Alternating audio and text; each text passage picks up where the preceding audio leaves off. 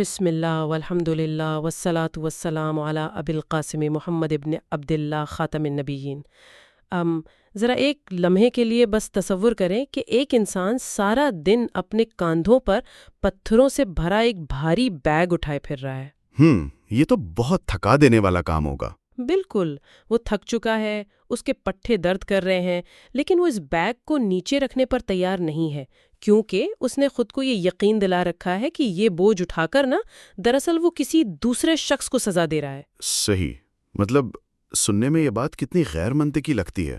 ہاں، لیکن حقیقت یہ ہے کہ نفسیاتی اور روحانی سطح پر ہم میں سے بہت سے لوگ بالکل یہی کر رہے ہوتے ہیں۔ آج کے اس گہرے مطالعے میں خوش آمدید، جہاں ہمارا موضوع ایک ایسی ہی خاموش بیماری ہے، الحقد، یعنی کینہ اور بغض۔ جی، اور یہ کوئی عام موضوع نہیں ہے، بلکہ انسانی نفسیات کی وہ تاریک گلی ہے جو انسان کو اندر سے بالکل کھوکھلا کر دیتی ہے۔ بالکل ایسا ہی ہے، اور آج ہماری ریسرچ میں قرآن، حدیث اور امام غزالی جیسے عظیم علماء کرام کے اقوال شامل ہیں۔ ہمارا مقصد یہ سمجھنا ہے کہ یہ کینہ کیا ہے، عام غصے سے کیسے مختلف ہے، اور دی گئی دستاویزات کی روشنی میں اس کا علاج کیسے ممکن ہے۔ تو چلیں اس بات کی تہیں کھولتے ہیں۔ ضرور، یہ بہت اہم پہلو ہے۔ جب ہم کینے کے بارے میں پڑھتے ہیں تو محسوس ہوتا ہے کہ یہ دل کو ایک ایسے اندھیرے میں دھکیل دیتا ہے جہاں کسی مثبت احساس کی گنجائش ہی نہیں بچتی۔ دل کی اس کیفیت کا محض تصور ہی خوفزدہ کر دیتا ہے۔ استغفر اللہ، یہ واقعی ایک ایسی تاریکی ہے جو انسان کی پوری شخصیت کو نگل لیتی ہے۔ جی، وہ جو پتھروں والے بیگ کی مثال آپ نے دی نا، وہ بالکل درست تھی۔ اس تاریکی کو سمجھنے کے لیے ہمیں سب سے پہلے اس کی جڑ تک جانا ہوگا۔ مطلب بنیادی سوال یہ ہے کہ کیا ہر غصہ کینہ ہوتا ہے؟ ہاں، یہ فرق سمجھنا بہت ضروری ہے۔ بالکل۔ اگر ہم لغوی اور اصطلاحی حوالوں کو دیکھیں تو علامہ ابن منظور اور امام جرجانی اس حوالے سے بہت واضح لکیر کھینچتے ہیں۔ جرجانی بتاتے ہیں کہ حقد محض کسی پر وقتی طور پر ناراض ہو جانے کا نام نہیں ہے۔ اچھا، تو پھر یہ کیا ہے؟ یہ دراصل دشمنی کی وجہ سے دل میں مستقل طور پر بس جانے والی بدگمانی ہے، اور ابن منظور کے مطابق حقد کا اصل مطلب ہے دشمنی کو اپنے دل کی تہوں میں چھپا کر اور بدلہ لینے کے لیے کسی مناسب وقت کی طاق میں رہنا۔ یعنی یہ ایک شعوری فیصلہ ہے، کوئی اچانک ابھرنے والا جذبہ نہیں ہے۔ بالکل، انسان جان بوجھ کر اس زہر کو اپنے اندر پالتا ہے۔ اور میرے خیال میں یہی وہ مقام ہے جہاں کنفیوژن پیدا ہوتی ہے۔ ہم اکثر روزمرہ کے غصے اور کینے کو ایک ہی چیز سمجھ لیتے ہیں، لیکن علامہ ابن القیم نے اس الجھن کو بہت خوبصورتی سے سلجھایا ہے۔ ابن القیم کی وضاحت بہت گہری ہے۔ جی، وہ موجدہ یعنی فوری غصے یا دکھ اور حقد یعنی کینے کے درمیان فرق کرتے ہیں۔ اگر میں اسے ایک عام سی تشبیہ سے واضح کروں نا تو موجدہ ایک ماچس کی تیلی کی طرح ہے۔ اچھا، ماچس کی تیلی۔ ہاں، آپ اسے جلاتے ہیں، وہ بھڑکتی ہے اور پھر فوراً بجھ جاتی ہے۔ اس کا اثر لمحاتی ہوتا ہے۔ لیکن حقد کوئلے کی اس آگ کی طرح ہے جو بظاہر اوپر سے بجھی ہوئی محسوس ہوتی ہے، لیکن راکھ کے نیچے مسلسل سلگتی رہتی ہے۔ یہاں جو چیز حیران کن ہے وہ یہ ہے کہ ہم انسان کس طرح اس سلگتے ہوئے کوئلے کو اپنی ہی سینے میں چھپا کر رکھتے ہیں اور یہ امید کرتے ہیں کہ جلے گا کوئی اور۔ بالکل، مطلب موجدہ میں تو انسان فوراً اپنے دکھ کا اظہار کر دیتا ہے نا، لیکن کینے میں وہ اندر ہی اندر جلتا ہے۔ جی، جب ہم غصے کا فوری اظہار نہیں کر پاتے، چاہے وہ سماجی دباؤ ہو یا سامنے والا زیادہ طاقتور ہو، تو ہم غصہ پی جاتے ہیں اور وہ اندر جا کے کینے میں تبدیل ہو جاتا ہے۔ یہ دل میں ایک مستقل تنگی پیدا کر دیتا ہے، ایک خاموش زہر کی طرح۔ بالکل۔ یہ بالکل ایسا ہی ہے جیسے آپ کے موبائل فون کے بیک گراؤنڈ میں کوئی ہیوی ایپلیکیشن چل رہی ہو جو خاموشی سے ساری بیٹری ختم کر دے۔ ارے واہ، یہ بیٹری ڈرین ہونے والی بات بہت زبردست ہے۔ اور جب انسان کے اندر کی یہ توانائی مسلسل ضائع ہو رہی ہو تو سوال پیدا ہوتا ہے کہ اس کی روحانی قیمت کیا چکانی پڑتی ہے، کیونکہ لوگ عبادات تو بہت کر رہے ہوتے ہیں۔ جی، لمبی لمبی نمازیں پڑھ رہے ہوتے ہیں۔ ہاں، لیکن اندر یہ خاموش زہر بھی موجود ہوتا ہے۔ تو اس کا نتیجہ کیا نکلتا ہے؟ اگر ہم اس کے روحانی نقصانات کو دیکھیں تو بات سیدھی جنت اور جہنم کے تصور تک جا پہنچتی ہے۔ قرآن پاک کی سورۃ الاعراف اور سورۃ الحجر میں اللہ تعالیٰ نے جنت کی نعمتوں کا ذکر کیا ہے۔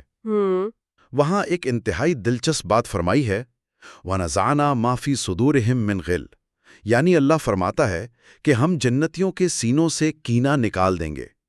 اب ذرا اس کے پیچھے چھپی منطق پر غور کریں۔ اچھا، یعنی جنت اور کینہ۔ جی، جنت حتمی سکون اور سلامتی کی جگہ ہے، اور کینہ مستقل بے چینی کا نام ہے۔ یہ دونوں چیزیں ایک جگہ وجود ہی نہیں رکھ سکتی۔ یہ ایسا ہی ہے جیسے اندھیرا اور روشنی ایک ساتھ نہیں ہو سکتے۔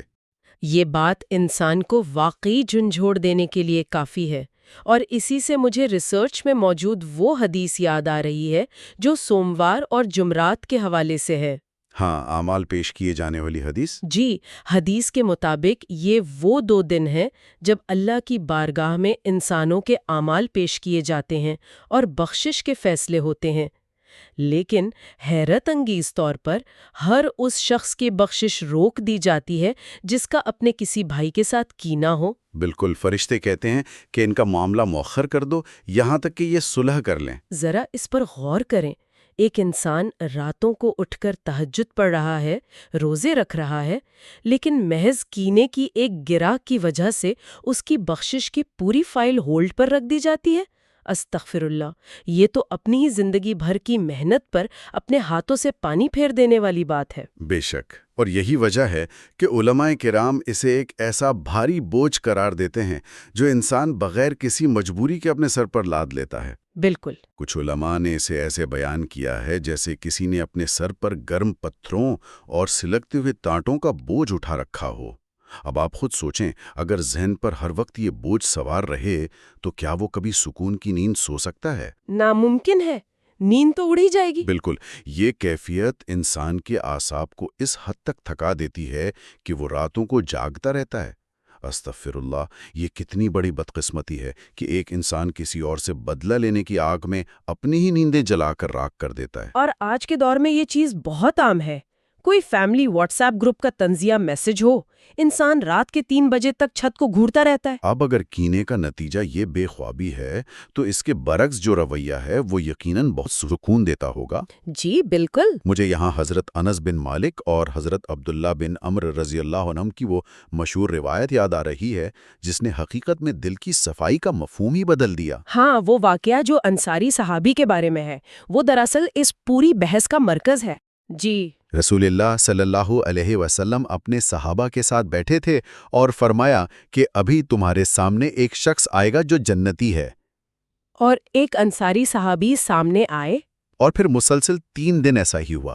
بالکل، تیسرے دن بھی یہی پیشگوئی دہرائی گئی۔ اب حضرت عبداللہ بن عمر سے رہا نہ گیا کہ آخر اس شخص کے پاس ایسی کون سی جادوئی چھڑی ہے۔ وہ ایک بہانہ کر کے 3 راتیں ان کے گھر مہمان رہے۔ ان کا خیال ہوگا کہ شاید یہ شخص رات بھر قیام کرتا ہوگا۔ ہاں، لیکن جب انہوں نے مشاہدہ کیا تو حیران رہ گئے۔ وہ رات کو معمول کے مطابق سو جاتے، کوئی غیر معمولی نوافل نہیں پڑھتے تھے، بس جب کروٹ لیتے تو اللہ کا ذکر کر لیتے۔ تو پھر راز کیا نکلا؟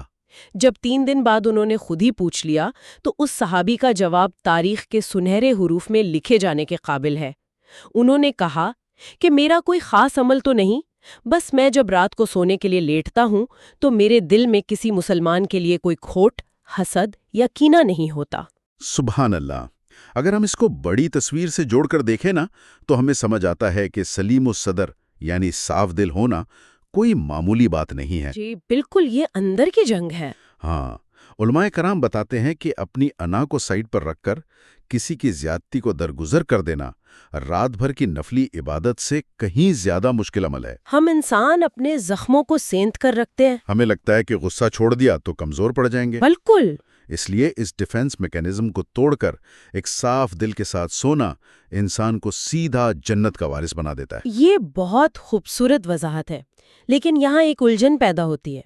اگر صاف دل ہونا اتنا ہی باعث سکون ہے تو انسان یہ کینے کی اذیت خود چنتا کیوں ہے؟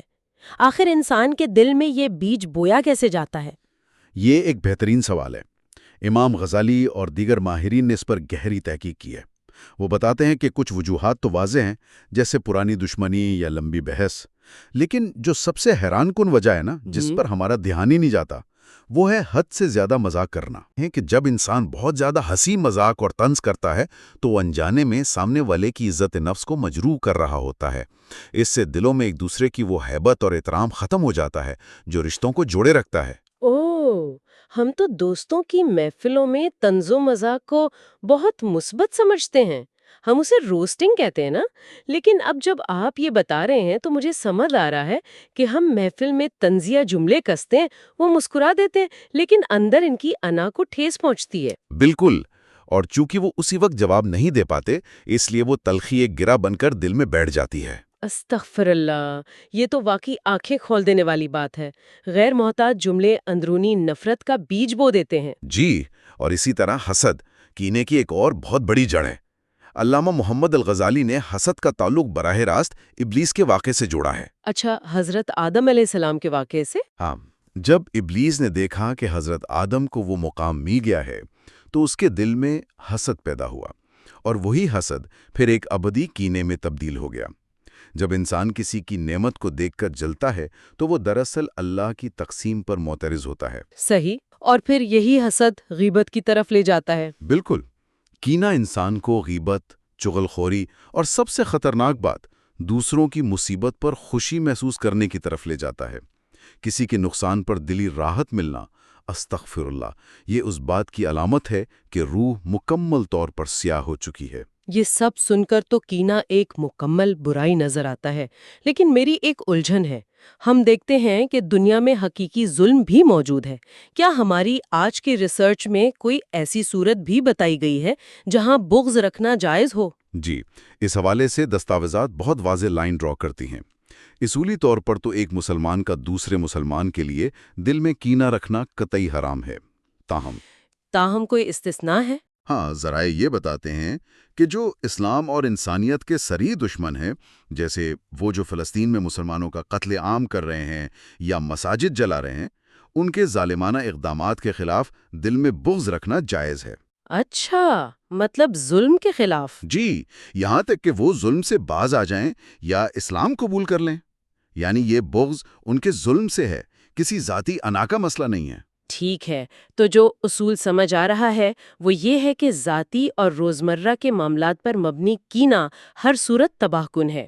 اور یہاں بات واقعی دلچسپ ہو جاتی ہے، کیونکہ جب بیماری سمجھ آ گئی تو علاج کیا ہے؟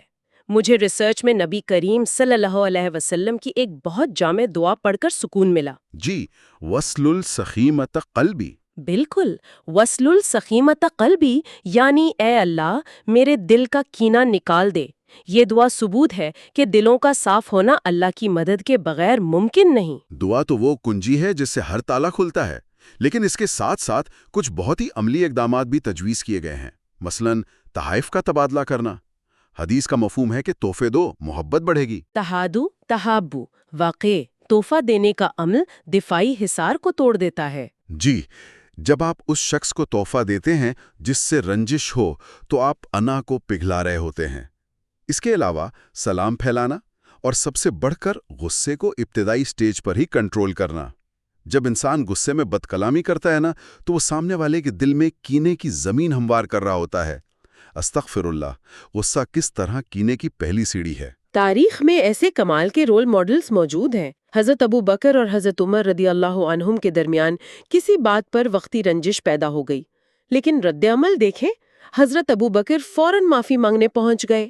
ہاں، یہ واقعہ بہت سبق آموز ہے۔ جب حضرت عمر نے جلدی میں معاف کرنے سے انکار کر دیا تو حضرت ابو بکر بے قرار ہو کر رسول اللہ صلی اللہ علیہ وسلم کے پاس پہنچ گئے، اور دوسری طرف حضرت عمر کو بھی فوراً ندامت ہوئی اور وہ پیچھے پیچھے آ گئے۔ یہ ہوتی ہے دل کی سلامتی کی اصل مثال۔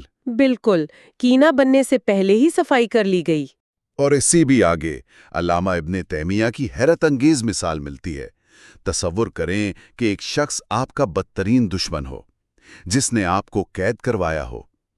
جب اس کا انتقال ہوا تو ایک شاگرد نے خوشخبری کے طور پر خبر دی۔ تو انہوں نے کیا کیا؟ انہوں نے خوشی منانے کے بجائے شاگرد کو جھڑک دیا۔ وہ فوراً اٹھے، دشمن کے گھر گئے، اہل خانہ سے تعزیت کی اور کہا کہ آج کے بعد میں تمہارے لیے اس کی جگہ ہوں، ہر ممکن مدد کروں گا۔ یہ وہ دل کی سلامتی ہے جو کینے کی جڑوں کو اکھاڑ دیتی ہے۔ کیا کمال کی بات ہے! انسان چاہے تو فرشتوں سے بھی آگے نکل سکتا ہے۔ ہم اپنی اس تفصیلی نشست کے اختتام کی طرف بڑھ رہے ہیں۔ اگر ہم اس ریسرچ کا نچوڑ نکالنا چاہیں تو وہ کیا ہوگا؟ اس بحث کو امام غزالی نے 3 درجات میں سمیٹ دیا ہے۔ پہلا درجہ ہے عدل، یعنی جتنا نقصان ہوا اتنا بدلہ لینا، یہ نیک لوگوں کا مقام ہے۔ دوسرا درجہ ہے فضل، یعنی معاف کر دینا، یہ صدیقین کا مقام ہے۔ اور تیسرا درجہ؟